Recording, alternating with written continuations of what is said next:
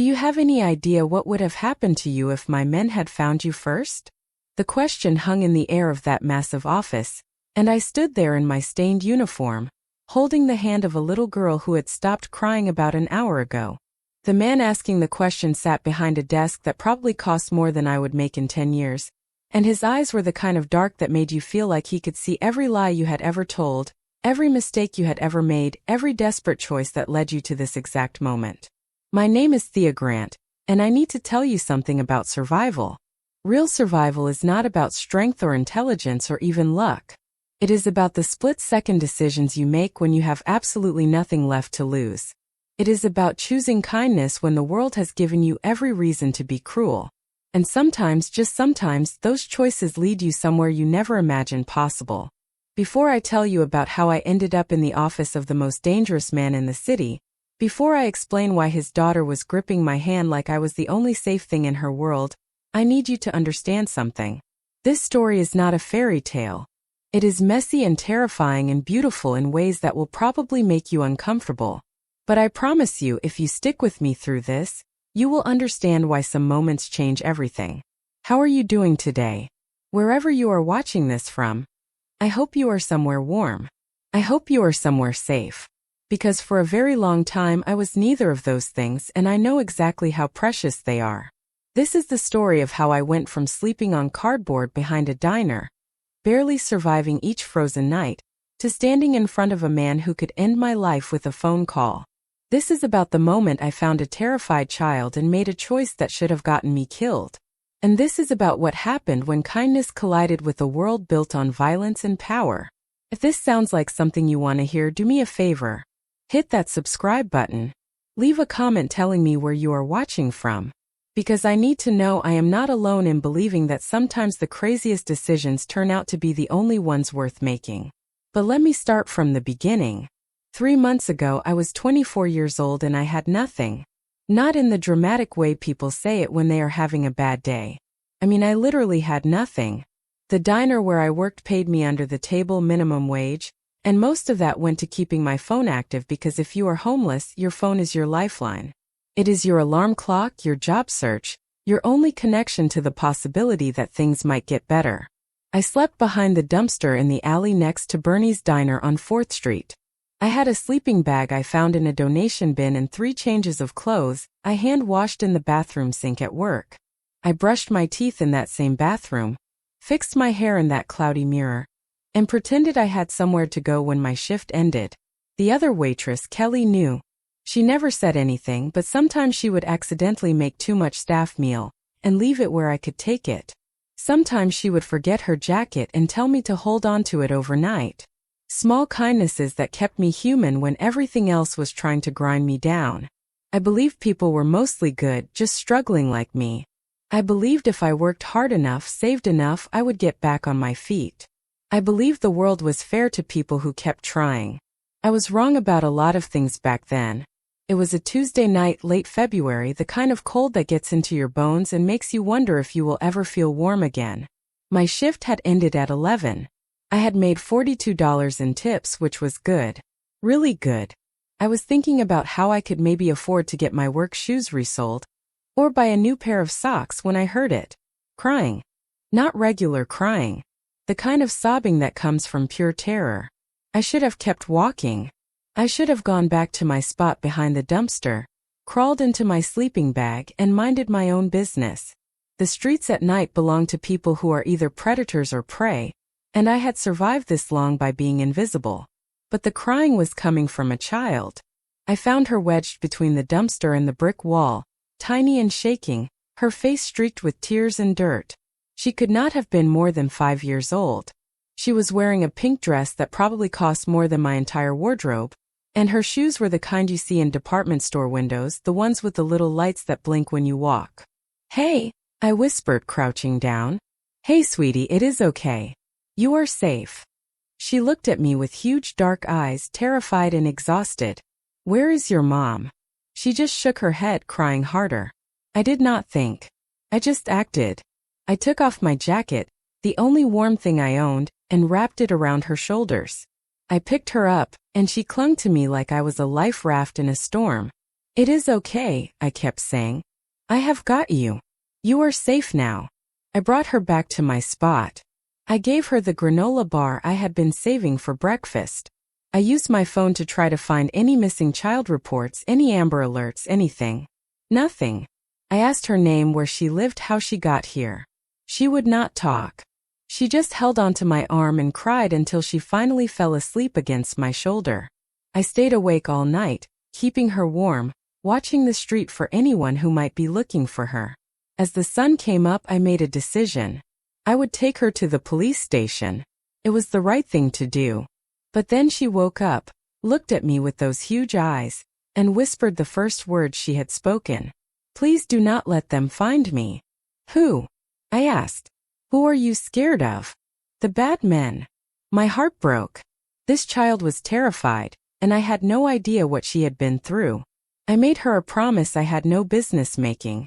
I will keep you safe. I promise. I called in sick to work. I used almost all my tip money to buy her breakfast at a different diner across town. I let her eat her pancakes while I tried to figure out what to do. She was clearly from money, clearly loved, based on how well cared for she had been before whatever happened to her. Someone was looking for her. And then I saw it. A man walked past the diner window. Tall, built like someone who hurt people for a living, with an earpiece and eyes that scanned the street like a machine. He was showing something to people on the sidewalk. A photo. I caught a glimpse of it through the window. It was her. The little girl sitting across from me, syrup on her chin, finally looking less terrified. My hands went cold. This was not a police search. This was something else entirely. The man moved on. I waited 10 minutes, paid, and took her hand. We need to go, I said quietly. She trusted me. This child, who had every reason not to trust anyone, trusted me completely. I spent the day moving from place to place, keeping us out of sight, trying to figure out what to do. And then in a coffee shop bathroom, while she washed her hands, I saw the news report on my phone. Billionaire industrialist and suspected organized crime figure Dante Volkov's 5-year-old daughter Luna reported missing. Massive search underway. Reward offered for information leading to her safe return. The photo showed a man in his mid-30s, dark hair, eyes that looked through the camera like he could see into your soul. Handsome in a dangerous way, and absolutely terrifying.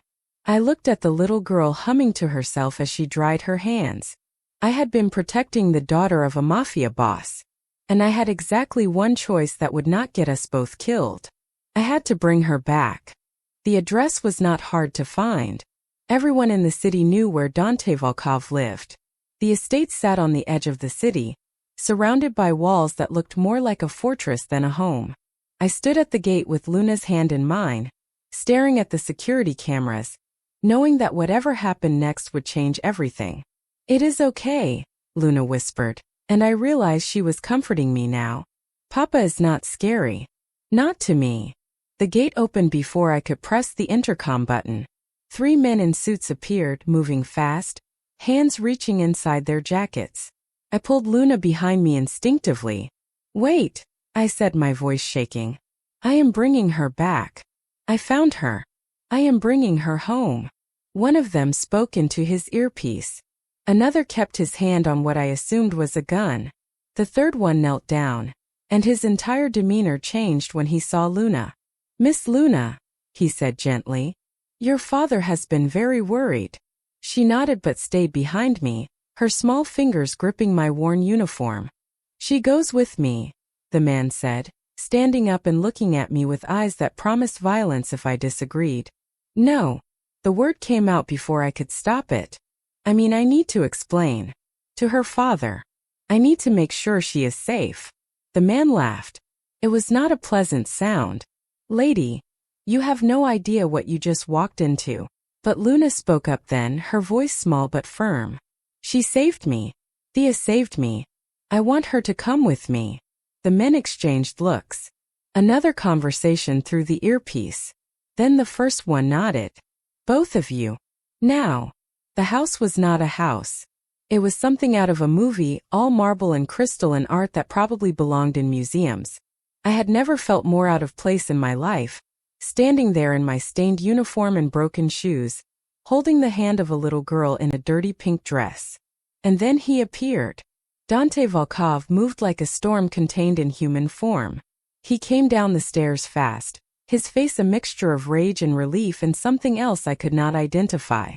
He was exactly like his photos but worse because photos could not capture the way he commanded space, the way the air itself seemed to bend around him. He dropped to his knees in front of Luna, and suddenly he was just a father. His hands shook as he touched her face, checking for injuries. When he pulled her into his arms, I saw his shoulders shake once. Just once. "Papa," Luna said into his shoulder. "The bad men took me. But Thea found me. She kept me safe." He looked up at me then, still holding his daughter, and I understood why people feared him. His eyes were calculating, suspicious, dangerous. He stood slowly, Luna in his arms, and studied me like I was a problem he needed to solve. "How long have you had her?" "Since last night. About 10-11 p.m. "And you are just bringing her back now?" I did not know who she was. She was terrified. She said bad men were after her. I was trying to figure out what to do. "You could have called the police." She begged me not to. And then this morning I saw men searching, and they were not police. They looked like... I stopped, not sure how to say it. "Like what?" "Like the kind of men who make people disappear." He shifted Luna to one arm, his other hand going to his pocket. He pulled out a phone. "Marco, call off the search. I have her." He paused, listening. "Yes. All of them. Now." He hung up and looked at me again. "The men you saw worked for me." "Oh. You thought they were the ones who took her?"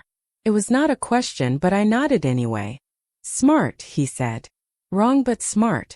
The men who took my daughter are being dealt with. You do not need to worry about that." The way he said "dealt with" made my stomach cold. "Papa," Luna said. "Thea gave me her jacket. And her breakfast. She slept on the ground so I could have the sleeping bag." His expression changed. It was subtle, but something shifted in how he looked at me. "You are homeless." Again, not a question. I lifted my chin. I had nothing to be ashamed of. "I work. At Bernie's diner. Things have been hard. And yet you spent your money feeding my daughter. She was hungry. You could have sold her location. The reward was $5 million. $5 million. I had not even looked at the amount. $5 million, and I had spent my last $40 on pancakes for her. She was scared," I said simply. "Money does not fix scared." He stared at me for a long moment. Then he set Luna down gently. "Sweetheart, go with Mary. She will run you a bath and get you clean clothes." A woman in her 50s appeared from nowhere, kind-faced, reaching for Luna's hand. But Luna shook her head. "I want Thea to stay." "She will," Dante said. "We need to talk." "Go with Mary." Luna looked at me and I nodded. "Go on. I will be here when you are done." She reluctantly took the woman's hand and disappeared up the stairs. And then it was just me and him in that massive foyer. And I realized I had no idea what happened next. "Follow me." He led me to an office that looked like something out of a law firm. All dark wood and leather and books that had probably never been read. He poured himself a drink from a crystal decanter, then looked at me. "Do you want one?" "I do not drink." "Religious." "Practical." "Alcohol and homelessness do not mix well if you want to survive." He nodded, took a sip, then set the glass down. "My daughter was taken 3 days ago. From her private school. Maximum security. 3 of my men were killed protecting her." I felt the blood drain from my face. 3 days? But she was only crying for 1 night. "She is strong," he said, and there was pride there mixed with pain. "Like her mother was." Was. Past tense. I did not ask. "The men who took her wanted to use her to control me. To make me give up territory, connections, power. They underestimated both of us. She escaped when they were moving her to a new location. Kicked one of them, bit another, and ran. My 5-year-old daughter fought grown men and won. And then she found me." "No," he corrected. "You found her. There is a difference." He walked to the window, looking out at grounds that seemed to go on forever. I have had 37 people call about the reward since yesterday. All of them lying, making up sightings, trying to profit from my pain. And then there is you.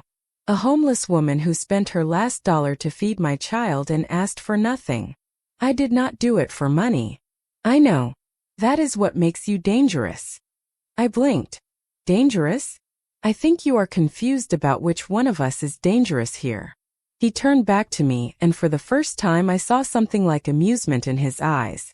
Do you have any idea what would have happened to you if my men had found you first? And there it was. The question that started this whole story. The question that made me realize I was standing in the office of a man who had probably ordered deaths before breakfast. I imagine I would be dead, I said honestly. They would have thought I was involved. That I took her or was working with whoever did. Yes. And yet you brought her back anyway. She needed her father. Even though that father is me? Even knowing what I am. I thought about it. Really thought about it. Everyone says you are a monster. The news, the papers, everyone. But that little girl loves you. She was not scared of you. She was scared of being kept from you. So either everyone is wrong or monsters can love their daughters. Either way, she belonged with you. He was quiet for a long moment. Then he walked to his desk, pulled out a checkbook. No, I said quickly. I do not want your money. He looked up, genuinely surprised. The reward is yours. You earned it. I did not earn anything. I did what anyone would do. No, he said softly. You did what no one else did. You kept her safe when you had nothing. You protected her when you could barely protect yourself. You gave her everything you had. It was just a jacket and some food. It was everything you had, he repeated. He wrote the check anyway, an amount that made my head spin. This is yours. Take it. I did not move. He set the check down and really looked at me. Really looked. Past the dirty uniform and the exhaustion and the mess that my life had become. When did you eat last? This morning. Before that. I did not answer, which was answer enough. You are going to stay here tonight. Mary will show you to a room. Tomorrow we will figure out what happens next. I have work tomorrow. No. You do not. Excuse me. Bernie's Diner. The owner is Frank Bernisky. He has been paying you under the table to avoid taxes and insurance. He is also charging the waitresses for breakage that does not exist and skimming tips. You do not work there anymore. My mouth fell open. How do you know all that? I made a call while you were talking to Luna. I know everything about you now, Thea Grant. 24 years old. Parents died in a car accident 2 years ago. Medical debt from trying to save them bankrupted you. Lost your apartment 6 months ago. Been on the street since. No criminal record. Not even a parking ticket. College degree in social work that you cannot use because you cannot afford to renew your license. I felt exposed, violated, and furious all at once. You had no right to. I had every right. You had my daughter. I needed to know if you were a threat. And you are the opposite of a threat. You are an anomaly. A genuinely good person in a world full of people who would sell their souls for a fraction of what you just turned down. I do not want your pity, I said, hating how my voice shook. Good. Because I am not offering it. I am offering you a job. I stared at him. A job. Luna has not spoken to anyone except you since she got back. Not Mary, not her usual caretakers, not me beyond a few words. She trusts you. That is rare and valuable. She is in shock. She will be fine in a few days. Maybe. Maybe not. Either way, she needs stability right now. Someone who makes her feel safe. You do that. I shook my head.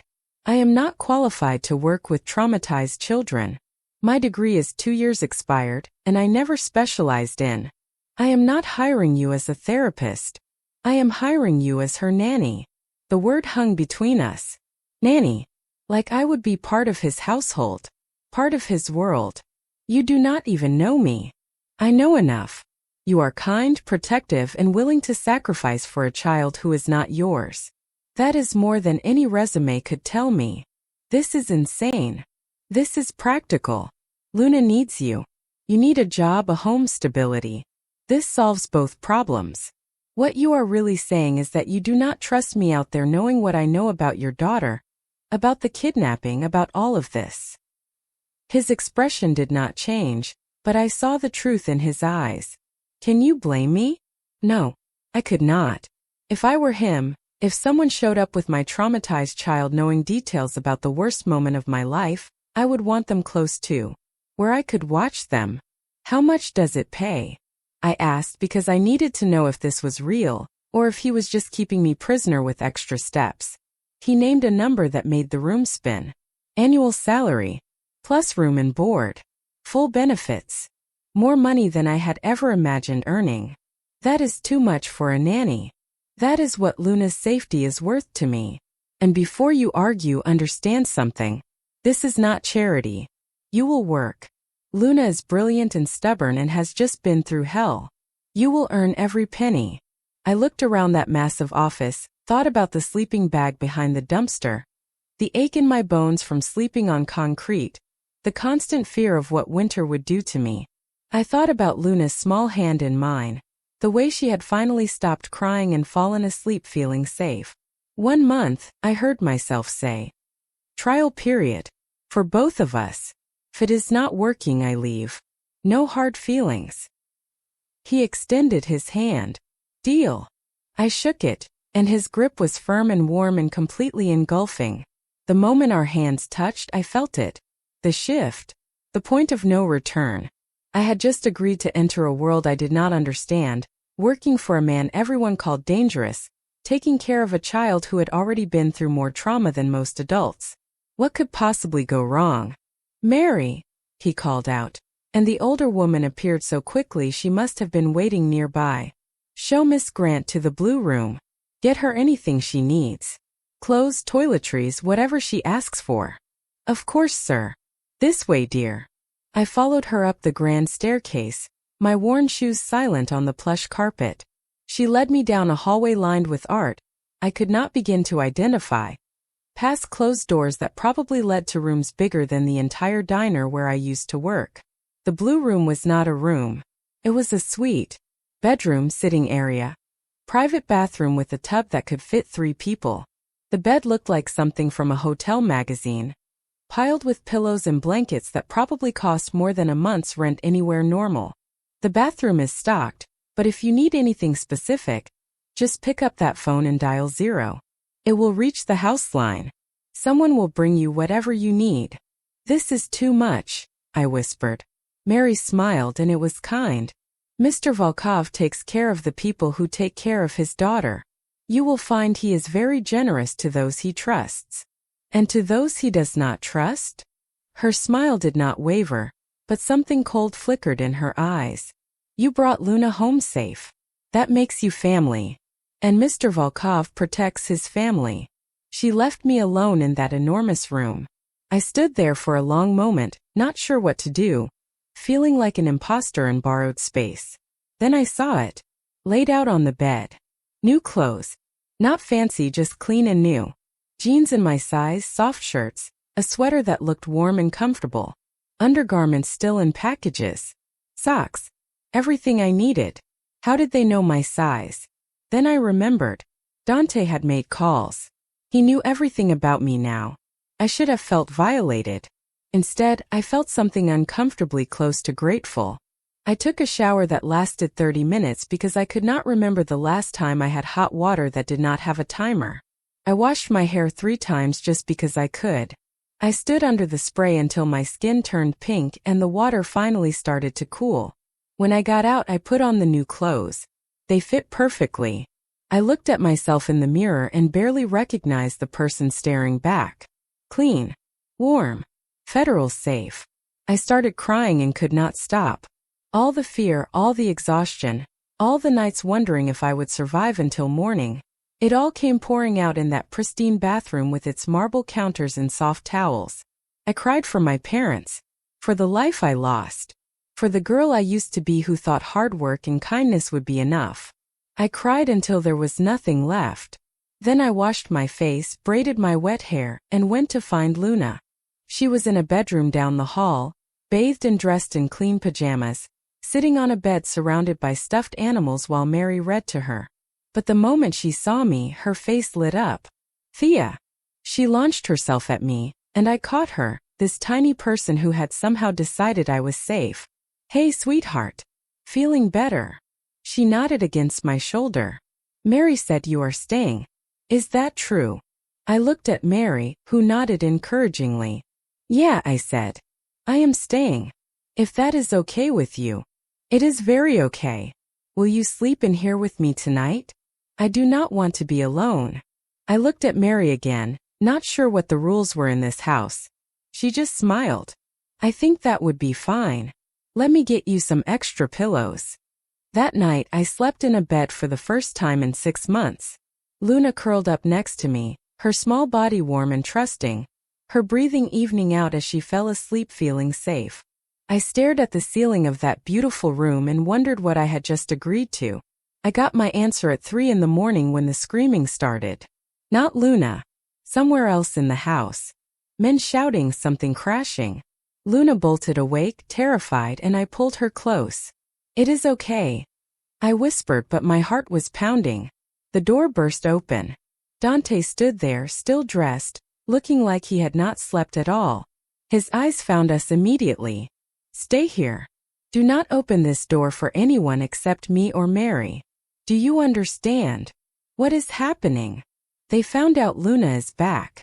They are coming for her again." More shouting downstairs. Gunshots. Actual gunshots. Luna buried her face in my chest, shaking. Dante crossed the room in 3 strides, kissed Luna's head, and looked at me with an intensity that made my blood freeze. "Keep her safe. No matter what you hear. Do not leave this room." Then he was gone and I heard the lock click from the outside. We were trapped in a beautiful cage while a war happened somewhere below us. Luna was crying again, that same terrified sobbing from the alley. I held her tight, singing every lullaby I could remember, every nursery rhyme, anything to cover the sounds of violence echoing through the house. It felt like hours. It was probably 20 minutes. Then silence. Terrible, complete silence. Luna had cried herself back to sleep in my arms. I sat there rigid, waiting, listening. The lock clicked. The door opened. Dante stepped in and there was blood on his shirt. Not his, I realized. He moved fine. But someone's blood. "It is over," he said quietly. "You are both safe." "What happened?" "Nothing you need to worry about. There were gunshots in your house. I think I need to worry about that." He looked at me, really looked at me, and I saw something shift in his expression. "This is my world, Thea. This is what you agreed to when you took this job. If you want to leave, I will understand. I will give you the reward money and set you up somewhere safe. But if you stay, you need to understand what that means." I looked down at Luna, sleeping fitfully in my arms. "It means people will try to hurt her again." "Yes." "It means every day could be dangerous." "Yes." "It means you are asking me to help raise a child in a world where men break into her home with guns." "Yes." I should have said no. I should have taken the money and run as far from this life as possible. But Luna made a small sound in her sleep, her hand gripping my shirt like I was the only thing keeping her anchored to earth. "I need better locks on this door," I said. "And I want to know the emergency protocols. Where the safe rooms are. What to do if this happens again." Dante stared at me like I had just done something completely unexpected. "You are staying. Someone has to keep her safe. Apparently, that someone is me now." He nodded slowly. "I will have my head of security brief you tomorrow." "And Thea?" "Thank you." After he left, I finally let myself process what had just happened. I had been in this house for less than 12 hours, and I had already been locked in a room during a gunfight. This was insane. This was dangerous. This was my life now. I settled back against the pillows, Luna secure in my arms, and stared at the locked door.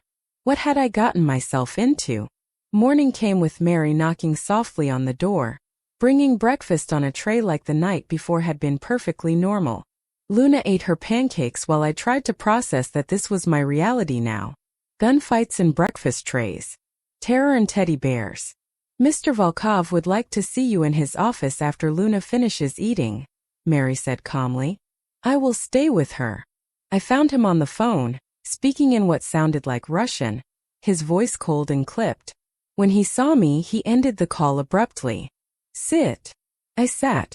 This is Grayson Lynch, head of my security.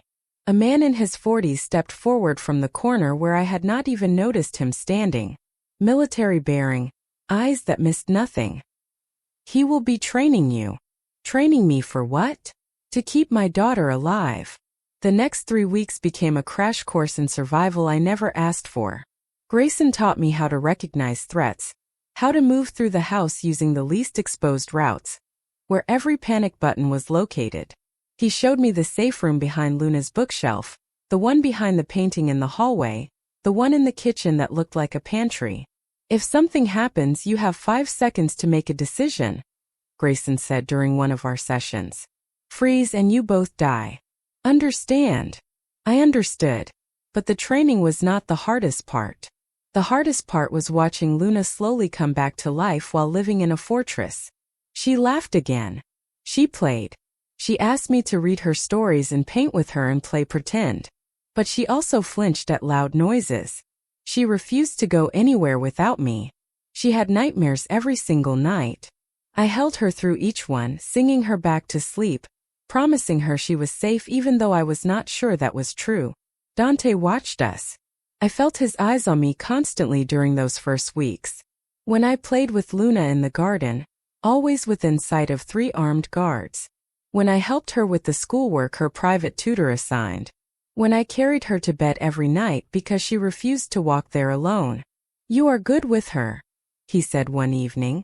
I had just gotten Luna to sleep and found him standing in the hallway outside her room. She is easy to love. Is she? He looked toward her closed door. She barely spoke for 2 years after her mother died. I hired the best therapists money could buy. Nothing worked. Then you show up, and suddenly she is laughing again. She just needed to feel safe. She has always been safe. This house is a fortress. Safe is not the same as feeling safe. He looked at me then, really looked at me, and something passed between us. Something I was not ready to name. Have dinner with me tomorrow night. After Luna is asleep. It was not a question, but it was not quite an order either. Why? Because I want to know who you are. The real you. Not just the woman who saved my daughter. I should have said no. This was my employer. This was dangerous in ways that had nothing to do with guns. Okay. He smiled and I realized I had never seen him actually smile before. It transformed his entire face, made him look younger, less dangerous, more human. The next night, I wore one of the nicer outfits Mary had somehow acquired for me. A simple dress, nothing fancy but clean and new and mine. I found Dante in a smaller dining room I had not seen before. A table set for 2 food that smelled incredible. No guards. No staff. Just us. I gave everyone the night off on this wing, he explained. I thought you might be more comfortable. We ate and we talked. Really talked. He asked me about my parents, my degree, what I wanted before everything fell apart. I asked him about Luna's mother carefully, ready to back off if it hurt too much. Adriana, he said softly. She was good. Too good for me, definitely too good for this life. Cancer took her in 8 months. Luna was 3. She does not remember her mother healthy. I am sorry. Me too. Every day. He refilled his wine glass, offered me some. I shook my head. She made me promise to give Luna a normal life. I have failed spectacularly at that. Luna is loved. She knows that. That is not failure. She lives in a prison because of who I am. Because of the choices I have made. That feels like failure. Then make different choices. He laughed, but it was bitter. It does not work that way in my world. You do not just walk away. Why not? Because the moment I show weakness, the moment I step back, 20 men will try to take what is mine. And Luna becomes a target again. The only thing keeping her safe is everyone knowing that I will burn this entire city down if anyone touches her. You already did that last night, did you not? The men who came here. His expression went cold. They will not be a problem anymore. I should have been horrified. I should have gotten up and walked away from this man who spoke about violence like it was weather. But all I could think was that he had done it to protect Luna. To protect me.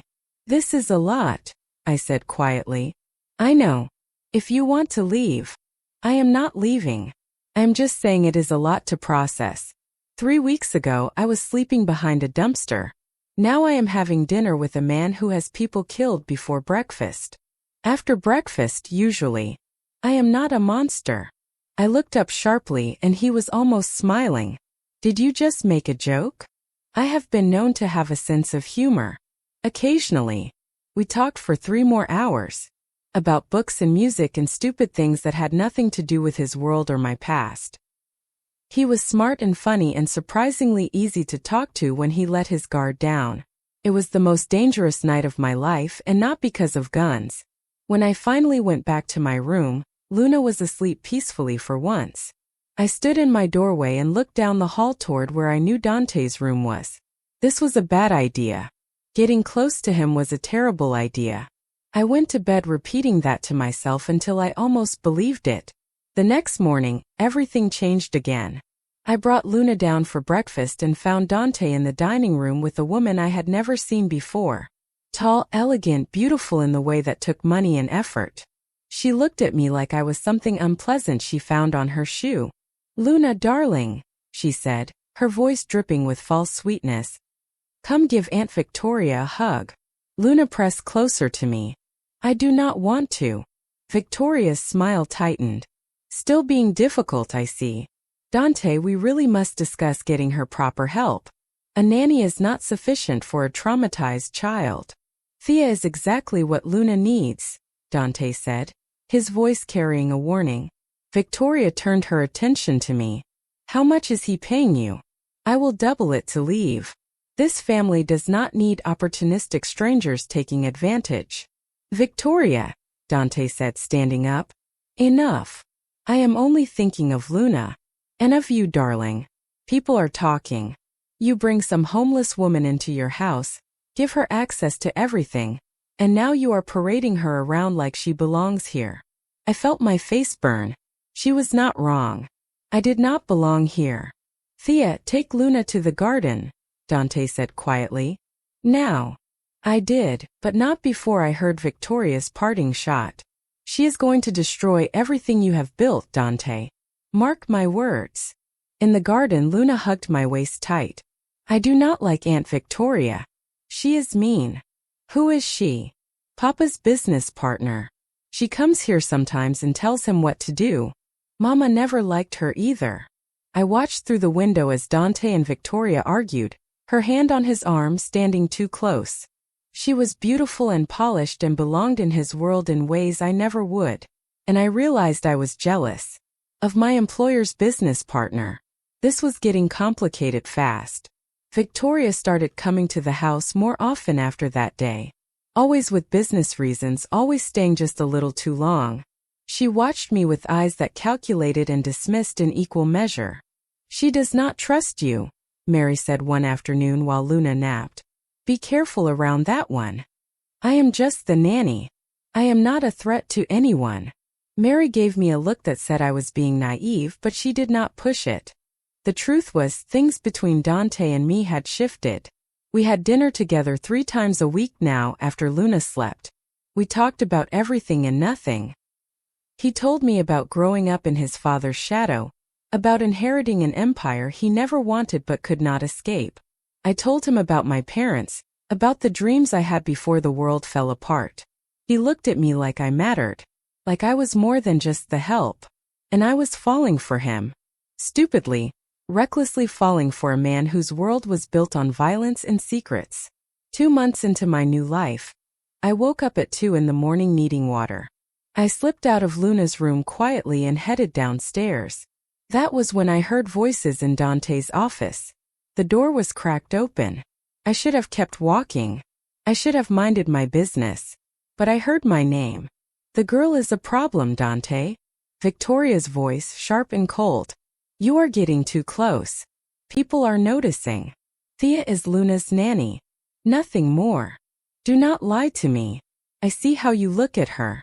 Everyone sees it. You are making yourself vulnerable. This is not your concern. Everything about you is my concern. We are partners. Or have you forgotten what that means? Silence. Then Dante's voice, quieter. I have not forgotten anything. Good. Because I need you focused. The Castellano deal closes next month. And we cannot afford distractions. Especially not some stray you picked up off the streets. Watch how you talk about her. Victoria laughed. There it is. You actually care about her. This is worse than I thought. Victoria. Get rid of her, Dante. Pay her off, send her away. I do not care how you do it. But she cannot stay here. She is a liability. No. Then I will handle it myself. You will do no such thing. Thea stays.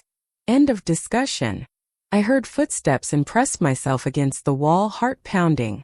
Victoria emerged, her face twisted with anger. She did not see me in the shadows. I waited 5 minutes, then went back upstairs without my water. I could not sleep. Victoria's words echoed in my head. Liability. Distraction. Problem. She was right. I did not belong here. I was getting too comfortable, too attached. To Luna. To this life. To Dante. The next morning I was quiet during breakfast. Dante noticed. Are you all right? Fine. Just tired. Luna looked between us, worried. She was too perceptive for a 5-year-old. That afternoon, while Luna worked with her tutor, I went to find Mary. I needed to understand what I had walked into. Mary, what exactly is Dante and Victoria's partnership? She looked uncomfortable. That is not really my place to say. Please. I need to understand. She sighed. Victoria Haynes. Her family controls the ports. Dante's family controls distribution. Together, they run most of the import business in the city. Legal and otherwise. Are they? Were they ever involved? There were rumors years ago. Before Adriana. But Dante married for love, and Victoria never forgave him for it. My stomach dropped. She wants him back. She wants to own him. There is a difference. Be careful, dear. Victoria does not like competition, and she plays for keeps. That night I found an envelope slipped under my door. Inside was a check for $500,000 and a note in elegant handwriting. Take the money. Leave quietly. This is the only warning you will get. V. I stared at it for a long time. $500,000. Enough to start over, go back to school, build the life I had lost. All I had to do was walk away from Luna, who had nightmares every night without me. Walk away from the first place I had felt safe in years. Walk away from Dante. I tore up the check. The next morning I found my car, the old one I had left parked near the diner, towed to the estate's garage. The tires were slashed. The windows were smashed. Spray painted across the hood in red. Leave. Grayson found me staring at it. When did this happen? Sometime last night. On this property? His face went hard. That is not possible. Unless someone inside helped. We both knew who that someone was. I went to find Dante, but his office was occupied. Through the door I heard Victoria's voice, syrupy sweet. I have been thinking about Luna. She needs a mother figure. Someone from our world who understands the demands of this life. She has Thea. A nanny is not a mother, darling. And I have grown quite fond of her. Of both of you. Perhaps it is time we discussed making our partnership more permanent. Silence. I pressed my ear closer to the door. What exactly are you proposing? Marriage, Dante. It makes sense. Our families united officially. Luna gets a proper mother. You get someone who understands your world. We both get what we want. And what do I want, Victoria? Power. Security. Someone who will not flinch at the reality of who you are and what you do. More silence. I could not breathe. Then Dante spoke. Let me think about it. Let me think about it. Not no. Not an outright rejection. Let me think about it. I stumbled away from the door, my vision blurring. I made it to my room before the tears came. I was so stupid. So incredibly stupid. Of course he would choose Victoria. She was beautiful and powerful and from his world. She could give him alliances and security and all the things that mattered in his life. What could I offer? Nothing. I was nobody.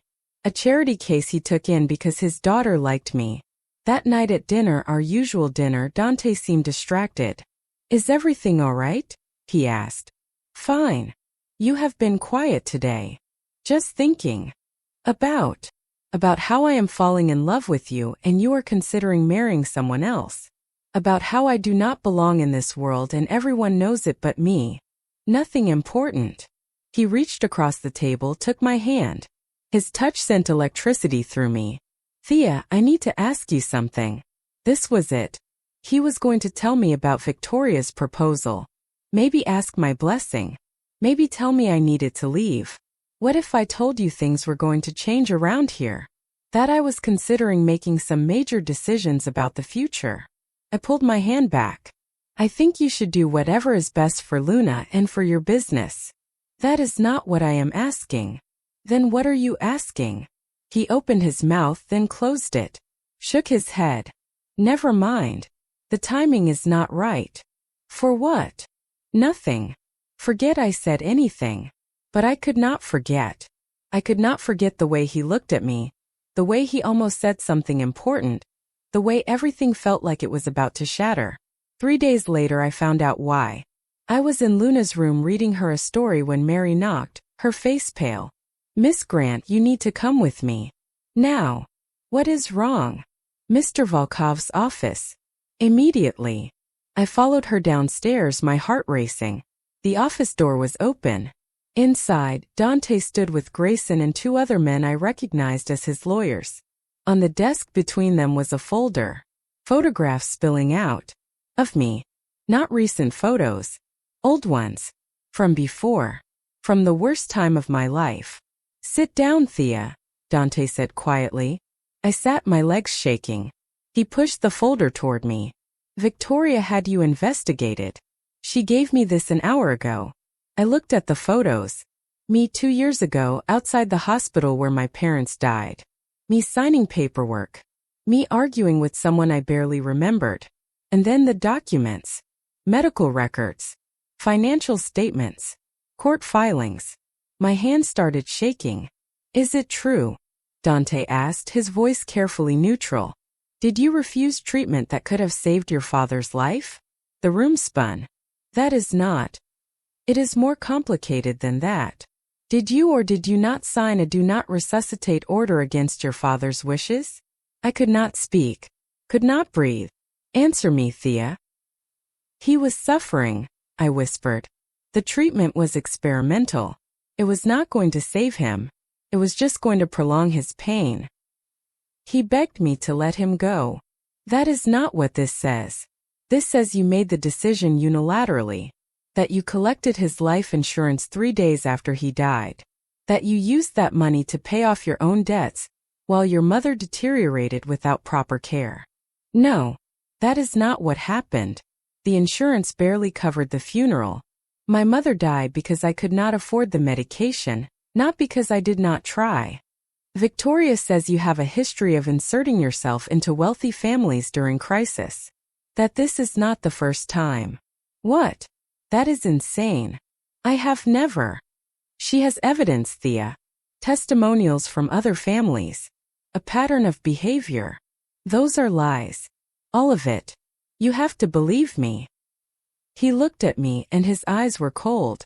The warmth I had grown used to was gone, replaced by the calculating gaze of a man who trusted no one. I do not know what to believe anymore. Dante, please. I saved Luna. You know me. You know I would never. I thought I knew you. Now I am not sure I know anything. Victoria appeared in the doorway and I understood. This was her move. Her checkmate. I am sorry you had to find out this way, she said to Dante. her voice dripping false sympathy. I know you had grown fond of her. I stood up, fury burning through the hurt. You fabricated this. All of it. I simply uncovered the truth.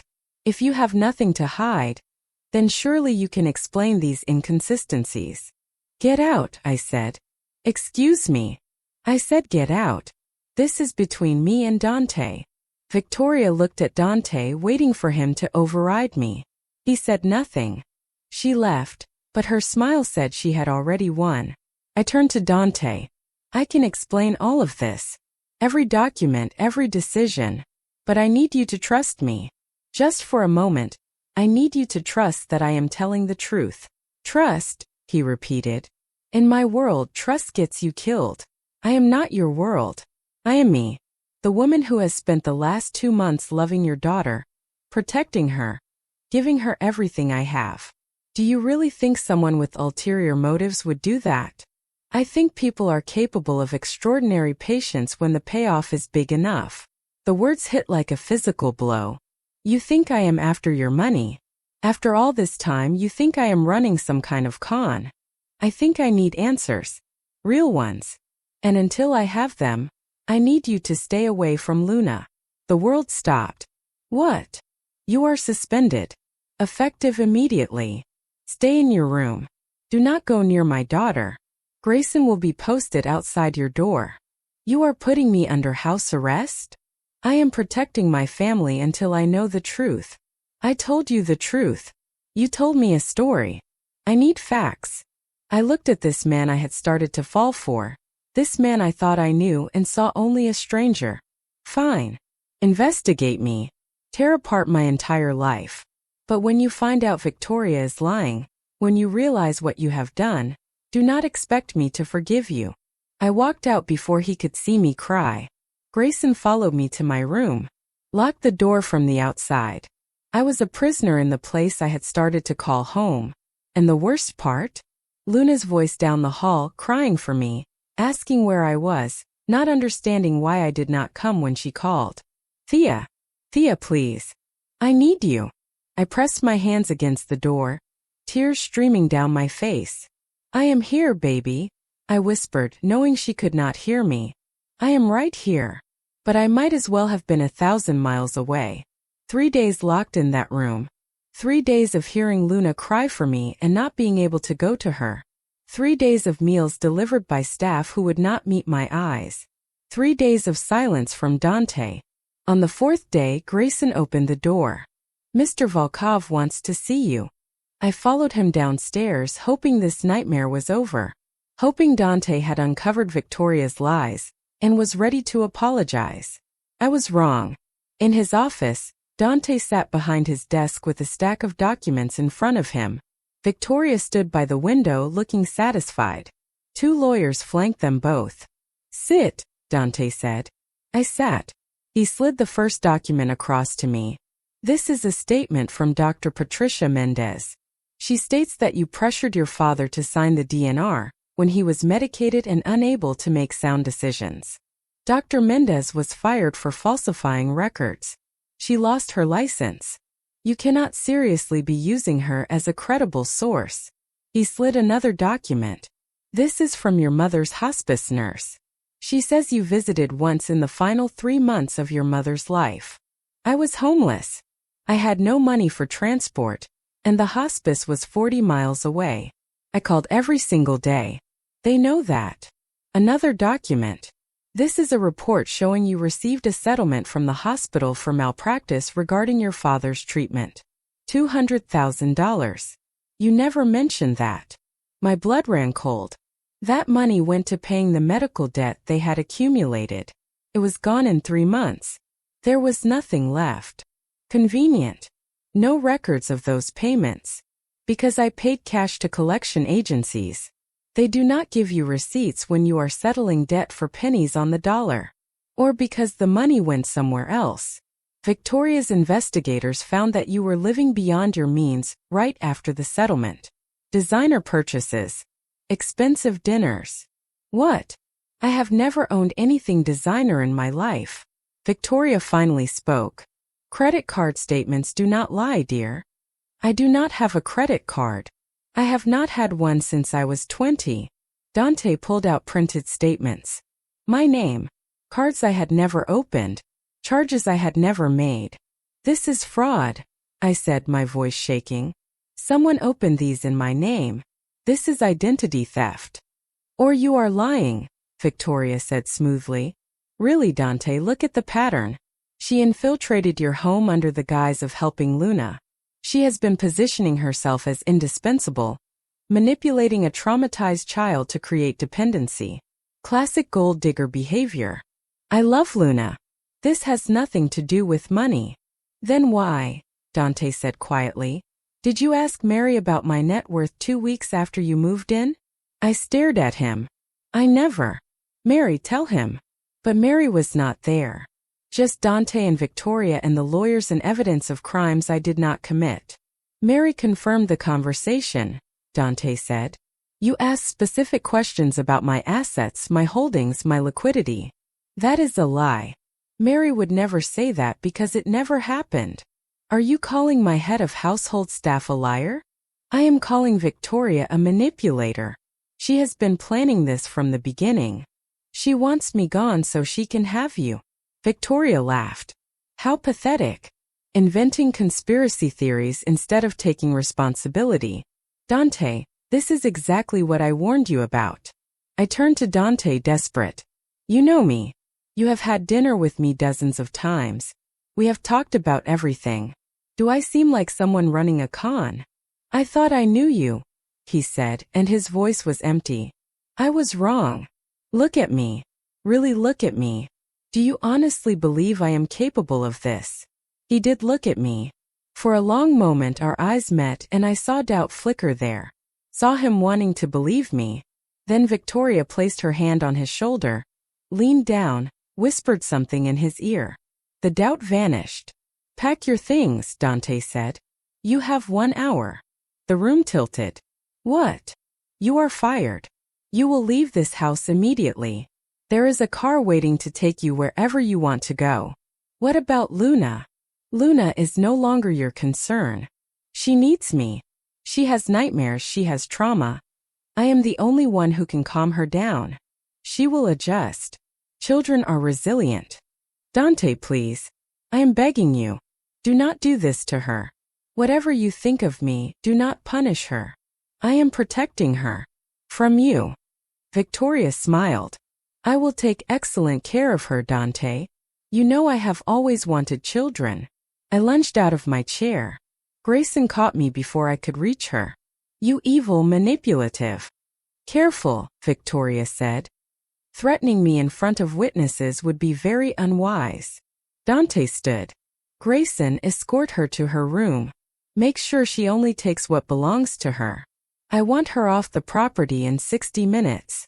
Dante, wait. Just give me time to prove. I gave you everything. A home. A job. My trust. You repaid me with lies. We are done. Get out of my house. Grayson pulled me toward the door. I fought him, screaming. Luna needs me. You are making a mistake. Dante, please.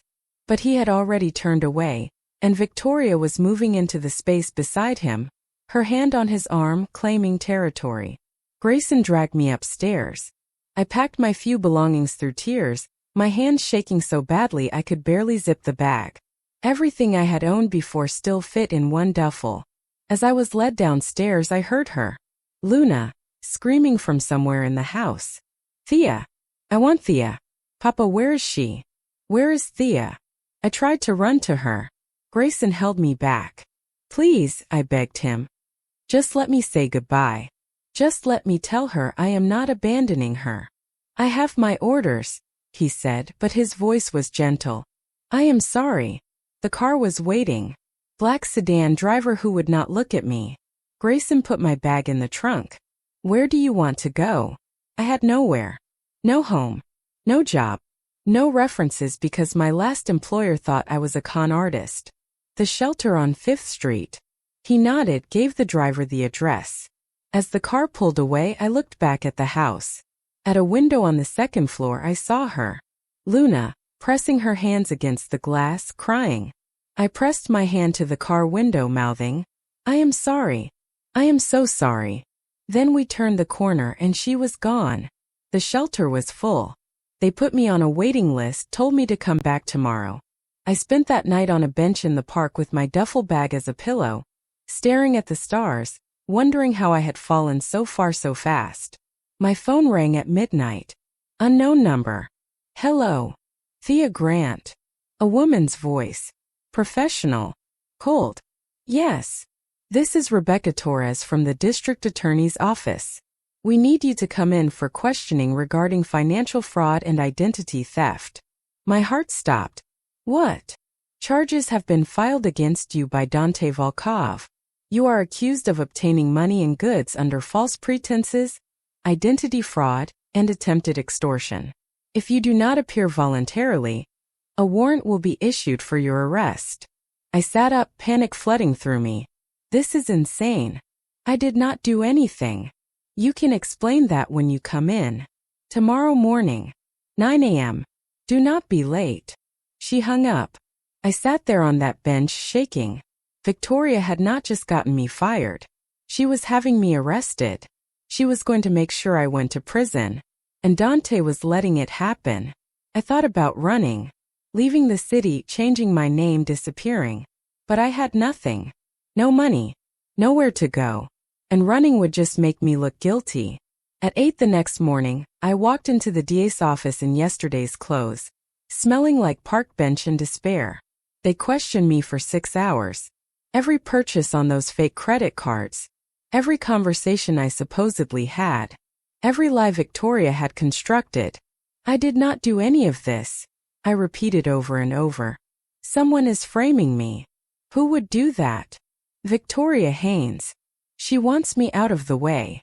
Why would a respected businesswoman with a net worth of $500 million bother framing a homeless woman? When they said it like that, it sounded ridiculous. They let me go but told me not to leave the city. An investigation was ongoing. I walked out of that building and kept walking, no destination in mind. My phone was dying. I had $3 in my pocket. I had nothing. I found myself outside Bernie's diner. Frank saw me through the window, and his expression shifted from recognition to contempt. He came outside. "You have some nerve showing up here." "I just wanted." "I heard what you did. Conning that Volkov guy, trying to steal from him. People like you make me sick." "Frank, I did not. Get out of here before I call the cops. And do not come back." Word had spread. I was the homeless woman who infiltrated a billionaire's home, who tried to manipulate a motherless child for money, who got exactly what I deserved.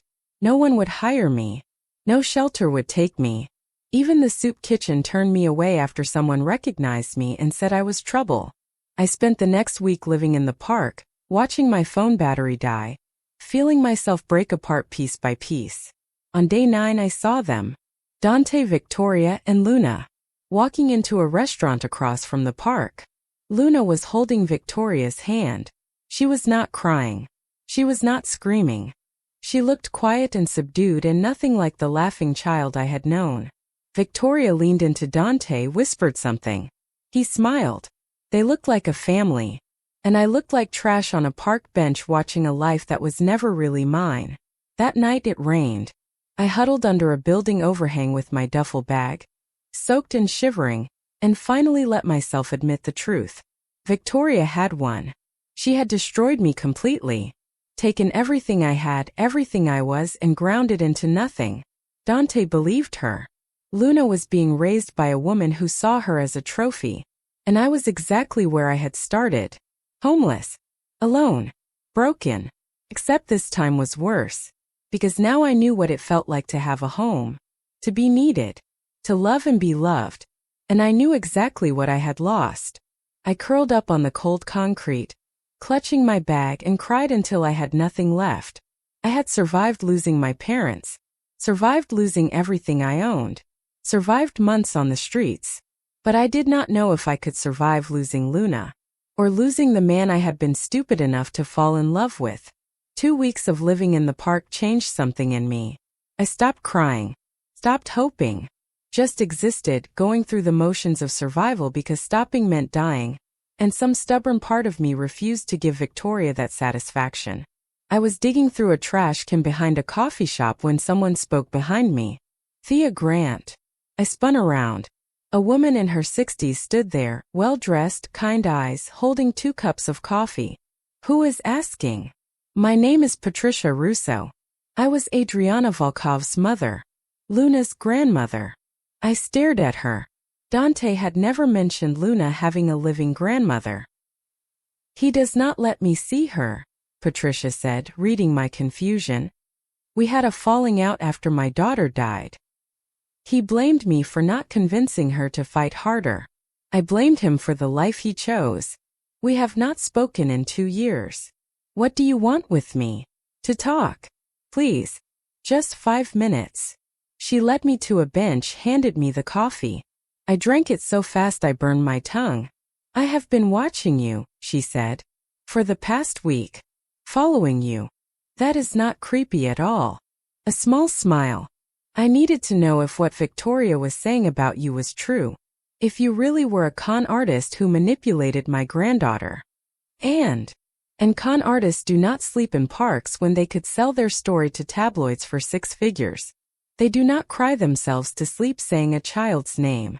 They do not risk pneumonia digging through trash instead of running to a different city. I said nothing, too tired to defend myself anymore. I have been making inquiries, Patricia continued, about Victoria's evidence against you. Did you know the credit cards in your name were opened using an IP address that traces back to Victoria's office building?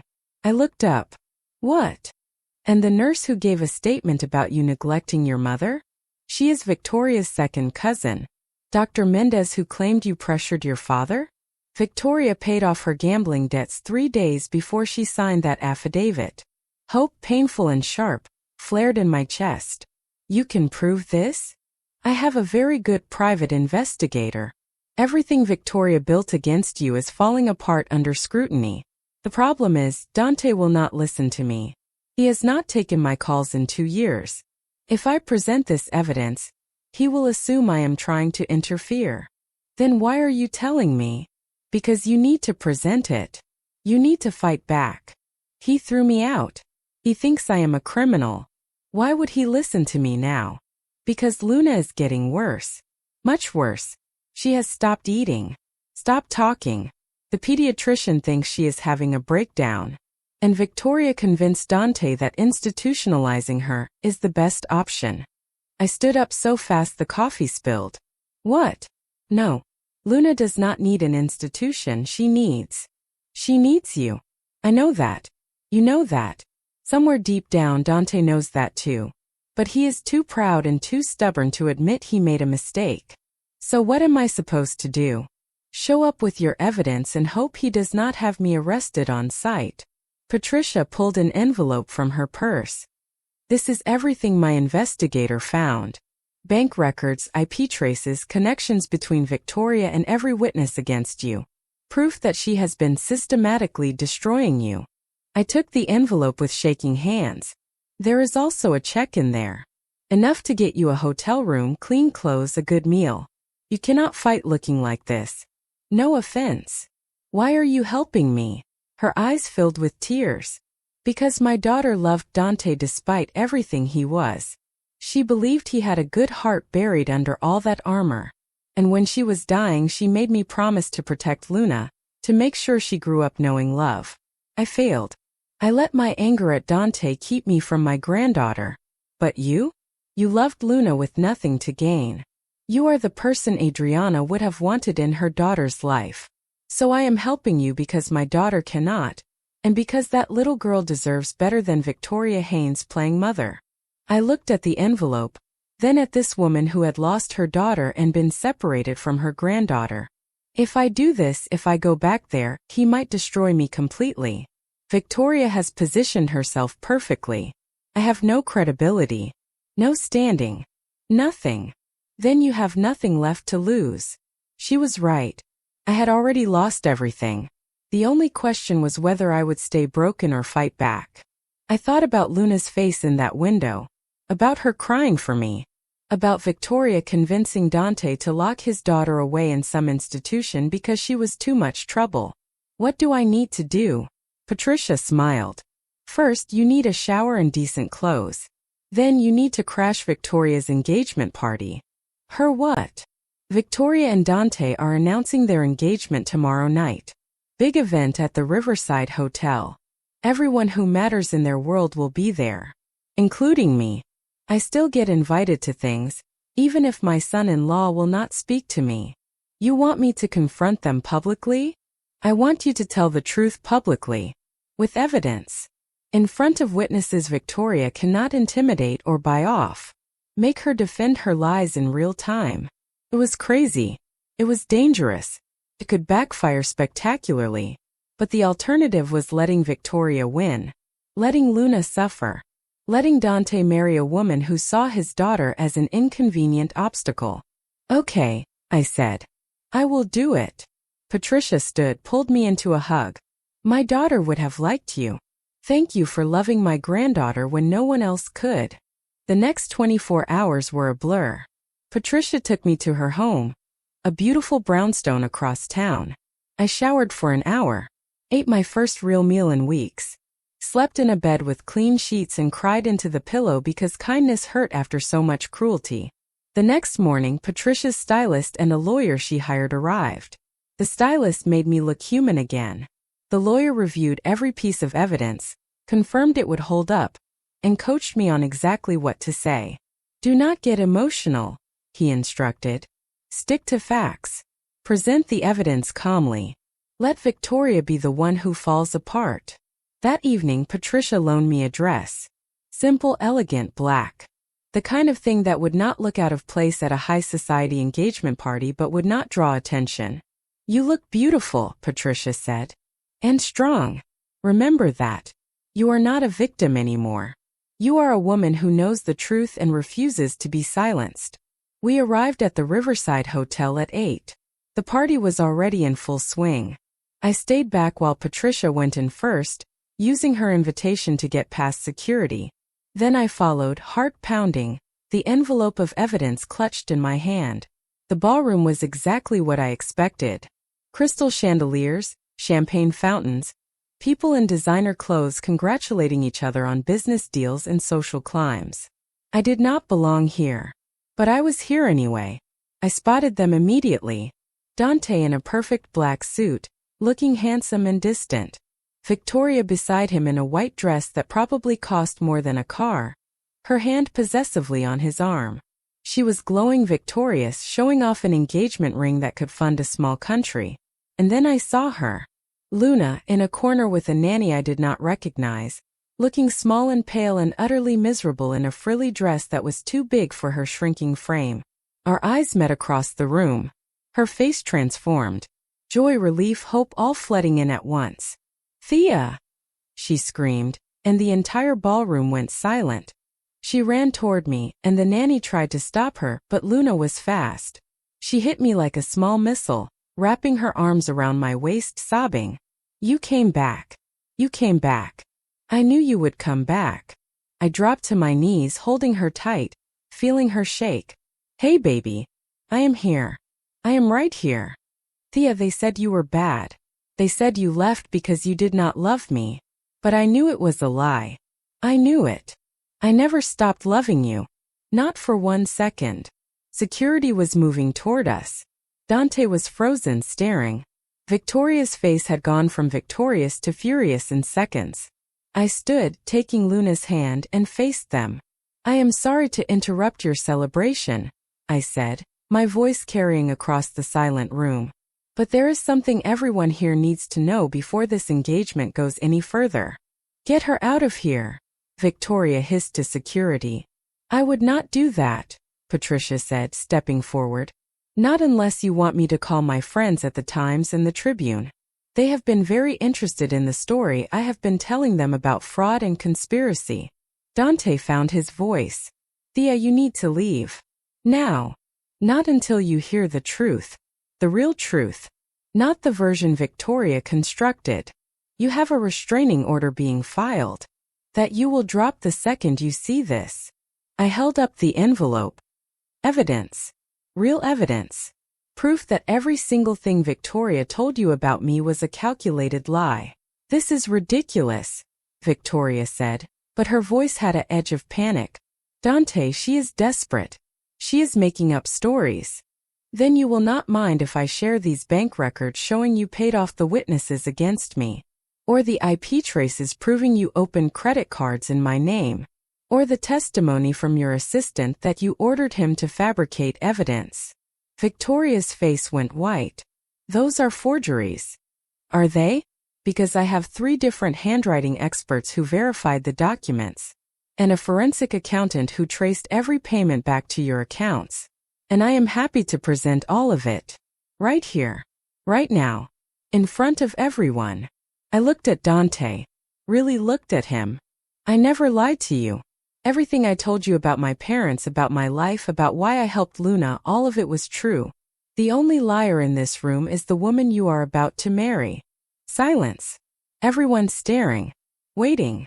Dante looked at Victoria. Tell me she is wrong. Dante, darling, this is clearly a desperate attempt. Tell me she is wrong. Tell me you did not fabricate evidence. Look me in the eye and tell me the truth. Victoria could not do it. I saw the moment she realized her game was over. You do not understand, she said, her voice changing, becoming harder. I did this for us. For our future. She was in the way. Some nobody who had no business being in your life, in your home, influencing your daughter. I was protecting what we have built together. We built a business partnership, not a relationship. We could have had more. We should have had more. I have stood by you for 10 years and you chose her?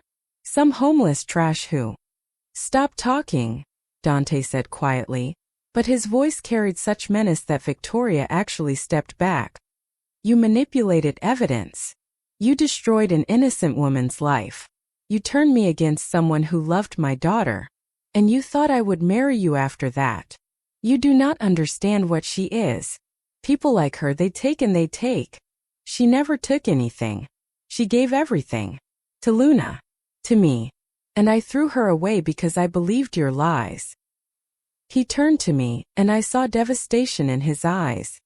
Thea, where is Luna going? I interrupted. He blinked. What? Victoria said you were institutionalizing her. Is that true? The doctors recommended. The doctors Victoria chose. Did you get a second opinion? Did you ask Luna what she needed? Or did you just listen to the woman who has been lying to you about everything? He looked at his daughter, still clinging to my hand, and really saw her for the first time in weeks. Saw how thin she had gotten. How pale. How broken. Luna, he said softly. Baby, come here. She pressed closer to me. I want to stay with Thea. I know you do. You sent her away. You said she was bad. But she is not bad, Papa. She is the best person I know. Dante's face crumpled. You are right. I made a terrible mistake. He walked toward us slowly, like approaching something fragile. He knelt down in front of Luna. I am sorry. I am so sorry. I should have listened to you. I should have trusted what I knew instead of what I was told. Can you forgive me? Luna looked at me. I nodded. She hugged her father, and he held her like she was the only thing keeping him anchored to earth. Then he looked up at me, still kneeling, still holding his daughter. I was wrong. About everything. And I do not know if you can ever forgive me for what I did to you, but I am asking anyway.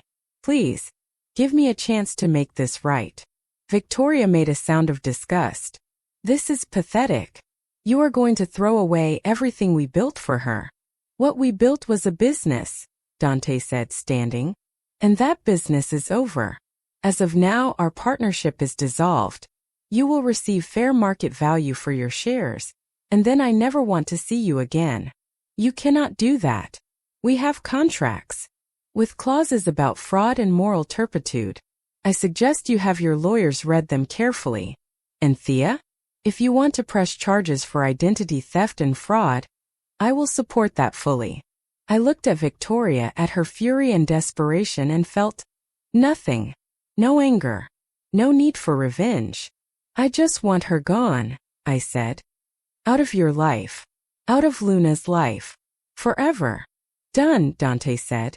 Security escorted Victoria out. She screamed threats and accusations the whole way, but no one listened. Her power was gone. Her lies were exposed. And I stood in that ballroom holding Luna's hand, facing the man who had broken my heart, with an entire room full of witnesses watching our next move. The ballroom remained silent after Victoria's exit. Every eye in the room was on us. On me, still in my borrowed dress, holding Luna's hand. On Dante, looking at me like he was seeing me for the first time. On Luna, pressed against my side like she might disappear if she let go. Patricia stepped forward, breaking the spell. I think we should take this somewhere more private. Unless you want to give these vultures more to gossip about. She was right. Already I could see phones out, people whispering. This would be all over the society pages by morning. Dante nodded. My office. Upstairs. He led us out of the ballroom through the curious crowd. Luna refused to let go of my hand. I refused to let go of hers. The hotel office was smaller, quieter. Just the four of us. Dante, me, Luna, and Patricia. I should have called you, Dante said to Patricia, his voice rough. After Adriana died. I should not have cut you out. You were grieving. We both were. We both said things we regret. Patricia looked at Luna. But this child needed her grandmother, and I let pride keep me away. That ends now. Luna looked between them, confused. You are my grandmother? I am, sweetheart. Your mama's mother. And I have missed you terribly. Luna studied her, then seemed to make a decision. She let go of my hand long enough to hug Patricia, who closed her eyes and held her granddaughter like she was something precious and fragile. Dante watched them, and I saw guilt wash over his features. He had kept them apart. Had let his anger cost Luna another person who loved her. When Patricia released Luna, the little girl came right back to me. Her hand found mine again, and she pressed close. You are not leaving again, right, Thea? You are staying. I looked at Dante. That is not up to me, sweetheart. Yes, it is, Dante said quietly. If you want to stay. If you can forgive what I did. Your job is waiting. Your room is waiting.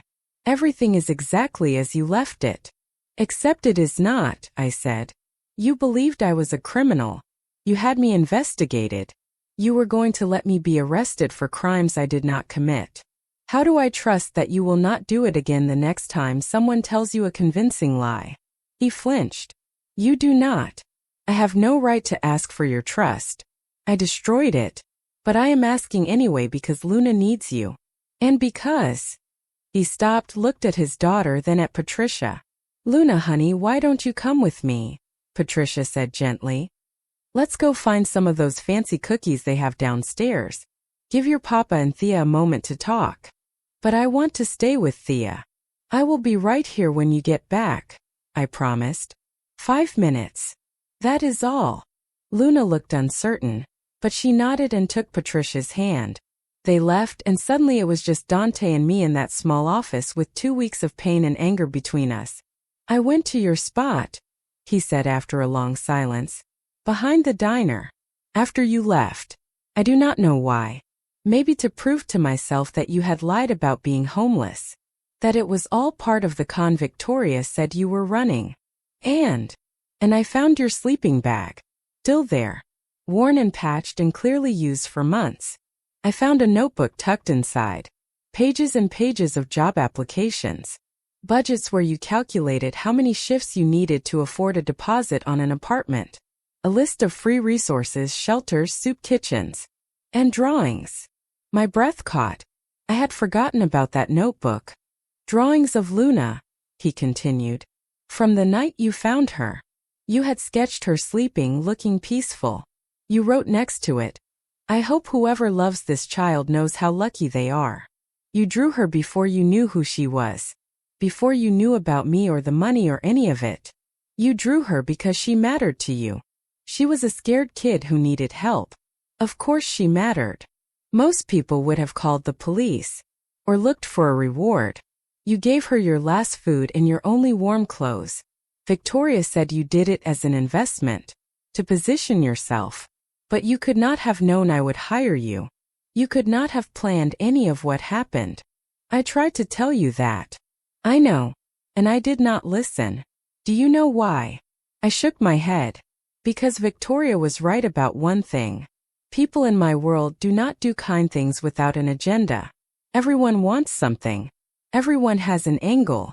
I have spent 15 years learning to see through lies and manipulation. And when Victoria presented evidence that you were just another player, it fit everything I knew about how the world works. But I am not from your world. No, you are not. And that terrified me more than any threat I have ever faced. I stared at him. What? He moved closer, and I saw exhaustion in his eyes. Not physical tiredness. Soul-deep weariness. I was falling for you, Thea. Real messy, inconvenient feelings I have not had since Adriana. You made me laugh. Made me think. Made me want to be better than what I am. And Luna loved you in a way she has not loved anyone since her mother died. You became essential to both of us in 2 months. That kind of vulnerability is dangerous in my life. So when Victoria gave you an excuse to push me away, you took it. Yes. And I have hated myself every moment since. He pulled something from his pocket. A small device like a thumb drive. Victoria made a mistake. She got arrogant. After you left, she started positioning herself as Luna's new mother. Started making decisions without consulting me. Started acting like we were already married. I saw you together. At the restaurant. You looked happy. I looked sedated. I was going through motions trying to convince myself I had made the right choice. That stability and partnership were more important than whatever I felt for you. Victoria pushed for the engagement. Said it would be good for business, good for Luna to have a mother figure, good for my reputation. I said yes because I did not care anymore. Nothing mattered if you were not there. That is not my fault. I know. I am not asking you to fix me. I am trying to explain why I failed you so completely. Why I chose to believe comfortable lies over uncomfortable truth. He held up the drive. 3 days ago I had my IT team sweep the house for bugs. Standard security protocol we run monthly. We found 12. All placed in the past 8 weeks. All transmitting to an outside server. My eyes widened. Victoria was spying on you? On all of us. Listening to every conversation. That is how she knew you asked Mary about my assets. You did not. But I mentioned to Grayson that you never asked about money, that you seemed genuinely uninterested in my wealth. Victoria twisted that conversation, told Mary what to say in her statement. Mary lied for her? Mary has a sister with cancer. Experimental treatment, not covered by insurance. Victoria paid for it. All of it. In exchange for loyalty. The pieces were clicking into place. How many people did she buy? Most of them. The nurse. The doctor. My lawyers who verified her evidence. She paid them or blackmailed them or both. And I was so ready to believe the worst about you that I never questioned any of it. He set the drive on the desk between us. The recordings are all here. Including one from 2 days before I fired you. Victoria in my office practicing exactly what she would say to convince me you were dangerous. She planned every word. Every piece of evidence. She spent months setting this up. I picked up the drive, feeling its weight. Why are you giving this to me? Because you deserve to know the truth. All of it. And because if you want to destroy her completely, you can. Those recordings prove conspiracy, fraud, wiretapping, blackmail. She would go to prison for years. Is that what you want? I want you to choose. I already dissolved our business partnership. She is out of my life. But whether she faces criminal consequences, that is your call. She hurt you most of all. I thought about Victoria. About her desperation and her cruelty. About how she had systematically destroyed my life because she saw me as competition. Does Luna know any of this? No. I just told her you had to go away for work. That you would come back when you could. And she believed that? No. She knew I was lying. She stopped eating. Stopped talking except to ask when you were coming back.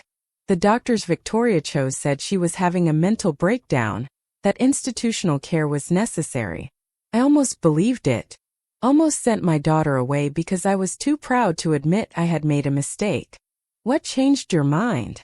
She tried to run away. 3 days ago. Got past security, made it 2 blocks before Grayson found her. When I asked her where she was going, she said she was going to find you. That you would not have left her unless something bad happened. That I must have done something wrong. His voice cracked. My 5-year-old daughter understood the truth better than I did. She knew you would not abandon her. She knew I had failed both of you. And she was willing to risk everything to find you. I closed my eyes, imagining Luna running through the streets, desperate and alone, looking for me. That night I went to your room. The room you stayed in. I do not know what I was looking for. Closure, maybe. Or proof that Victoria was right about you. Instead, I found letters. What letters? You wrote to Luna. Every night after I fired you. Dozens of letters telling her you loved her, that you were sorry, that none of this was her fault. You addressed them but never sent them. Just kept them in a box under your bed, because you knew I would not let you contact her. I had forgotten about those letters. Writing them had been the only thing that kept me sane those first nights in the park. I read every one, Dante continued. Read about how you slept in the park thinking about her nightmares and hoping someone was there to comfort her. How you spent your last $3 on a little bracelet you wanted to send her but could not. How you wrote out bedtime stories from memory so that whoever took care of her would know which one she loved. You poured your heart into letters you thought no one would ever read, because you needed her to know she was loved. She deserved to know. And I kept that love from her. Kept you from her. Because I was a coward who chose familiar lies over unfamiliar truth. Silence fell between us. Heavy and painful. I fired everyone who helped Victoria, Dante said finally. The lawyers who verified false documents. The security who looked the other way when she planted bugs. Mary is on probation. She claims she did not understand the full extent of what Victoria was doing, and I want to believe her because Luna loves her. But trust has to be rebuilt. And Victoria's business? Destroyed. I control the ports now. Bought out her contracts, absorbed her operations. She has nothing left except her family money, and even that is under investigation for tax fraud. She will spend the next decade fighting legal battles. She will never have power in this city again. You did all that in 2 weeks? I did all that in 3 days after I read your letters. The rest of the time I spent trying to find you. You disappeared. No phone signal. No credit card activity. Nothing. I had 50 people searching, and it was like you had vanished. I was living in a park. There is not much trace evidence when you have nothing. I know. Patricia told me. She also told me what kind of shape you were in when she found you. Thea, you could have died out there. But I did not. Only because Adriana's mother has better investigators than I do. She found you in a week. It took me 2 just to figure out where to start looking.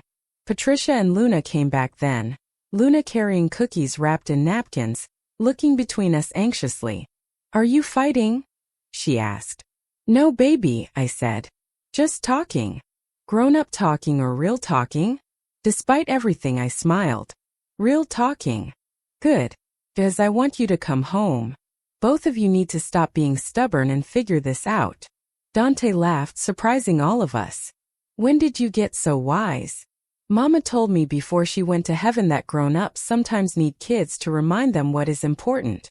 What is important is that people who love each other should be together. You love Thea.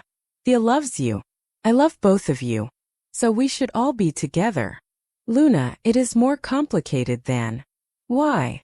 She looked genuinely confused. You said you made a mistake. Thea has proof you made a mistake. You are sorry. Thea is sad, but she came back anyway. Mama always said sorry only works if you mean it and you change. So mean it and change. Out of the mouths of children. Dante knelt down in front of his daughter. You are absolutely right. Thea, I am sorry. Truly deeply sorry for every moment of pain I caused you. and I want to change. I want to be the man who deserves your trust. I do not know if that is possible, but I am asking for the chance to try. I looked at this powerful, dangerous man on his knees in front of me, at his daughter holding both our hands, at Patricia watching with tears in her eyes. I thought about the past 2 weeks, the cold nights and the hunger and the despair, the feeling that I would never be warm or safe again. But I also thought about the 2 months before that. Luna's laughter, Dante's smile, the feeling of belonging somewhere, of matching to someone. I am not saying everything is fine, I said slowly. You hurt me, badly, and I need time to process that. I understand. But Luna needs stability, and she needs people who love her. So I will come back. For her. We can figure out the rest as we go. That is more than I deserve. Yeah, it probably is. Luna squealed and hugged us both, nearly knocking Dante over. Patricia wiped her eyes. Adriana would have liked you very much, she said to me. Welcome to the family, dear. Such as it is. We left the hotel through a side entrance, avoiding the press that had gathered out front. The story was already breaking. Engagement called off. Business partnership dissolved. Scandal and accusations flying in every direction. But none of that touched us in the car ride home. Luna fell asleep between Dante and me, her hand holding mine, her head on his shoulder. Patricia sat up front with the driver, making phone calls to lawyers and publicists, managing the fallout. When we pulled up to the estate, I felt something I had not expected. Relief. I was home. Mary met us at the door, her face anxious. Miss Grant, I owe you an apology. Later, I said, too tired for this conversation. Right now I just want to get Luna to bed. I carried her upstairs to her room, tucked her in like I had done dozens of times before. She stirred as I pulled the blanket up. Thea. Right here, baby. Do not leave again. Even if Papa is stupid. Promise me. I smiled despite the tears. I promise. Now sleep. Will you stay until I fall asleep? Always. I sat on the edge of her bed, stroking her hair, watching her breathing even out. She was so thin, so pale. 2 weeks of stress and fear had taken a visible toll. But she was smiling now, finally peaceful. Dante appeared in the doorway watching us. When Luna was fully asleep, I stood carefully and followed him out. We need to talk about Victoria, he said. The recordings. What you want to do. Tomorrow. Tonight I am too tired to think about her. Thea, there is something else you should know. I waited. Victoria made threats. Before she left. About you. About Luna. She is dangerous and she is cornered. I have security on this house, but I need you to be careful. She already destroyed me once. What else can she do? People like Victoria do not accept defeat. They escalate. Promise me you will be careful. You will not go anywhere without security. You will tell me if anything seems wrong. I survived 2 weeks homeless in a city that wanted me gone. I think I can handle one angry socialite. Please. Just promise me. I saw real fear in his eyes. Not for himself. For me. For Luna. I promise. He relaxed slightly. Your room is ready. Everything is exactly as you left it. If you need anything, I know where to find you. We stood there in the hallway, close enough to touch, neither of us moving. I really am sorry, he said softly. For all of it. I know. But sorry is just words, Dante. What matters is what happens next. Then I will spend every day showing you that I mean it. That you can trust me again. I did not respond. Could not promise something I was not sure was possible. Instead, I went to my room, closed the door, and finally let myself fall apart. I had survived. I had won. I had everything back. So why did I still feel so broken? The answer came at 3 in the morning when I heard Luna screaming. I ran to her room, found her thrashing in her bed, caught in a nightmare. Dante was already there trying to calm her, but she was not responding. The moment she saw me, she launched herself into my arms. They took you again. The bad men took you and I could not find you and Papa said you were not coming back and… Shoo! I am here. I am right here. No one took me. Promise. Promise you are real. I promise, sweetheart. Feel my hand. I am real. I am here.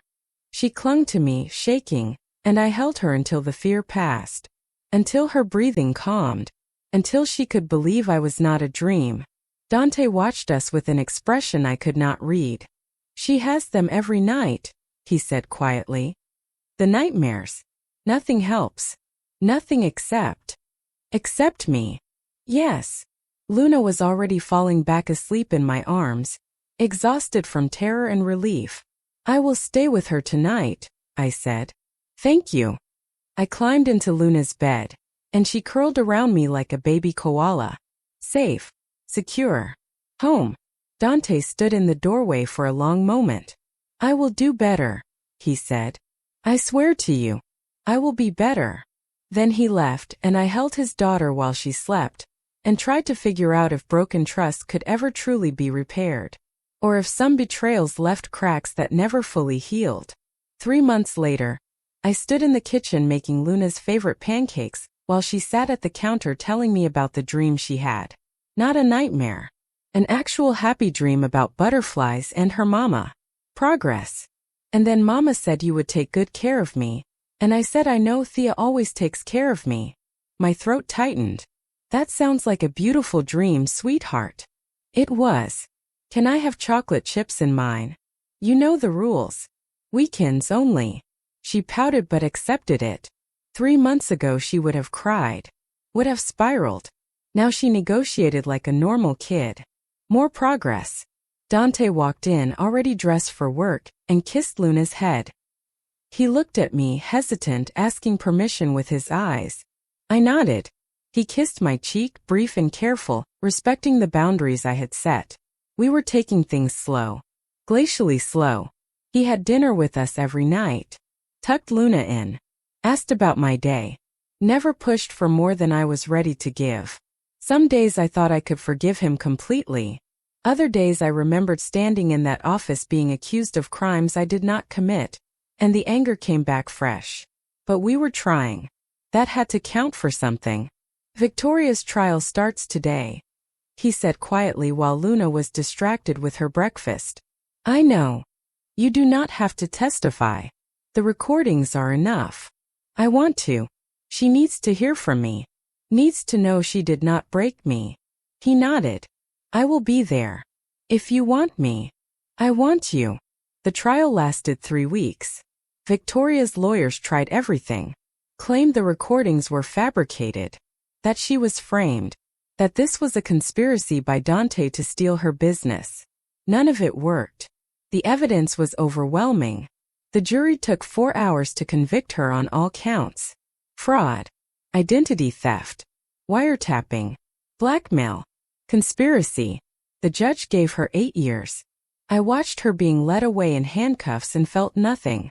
No satisfaction. No revenge. Just relief that it was over.